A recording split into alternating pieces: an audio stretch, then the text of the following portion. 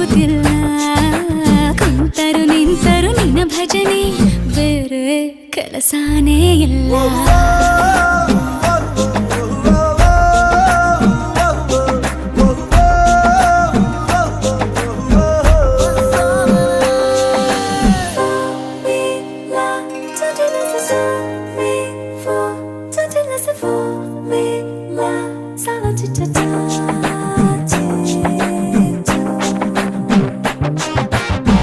ದಿನರಾತ್ರಿಯು ನಿಲ್ಲದೆ ನಿನ್ನ ಜಾತ್ರೆಯು ಸಾಗಿದೆ ಇದಕ್ಕೊಂದು ಪರಿಹಾರ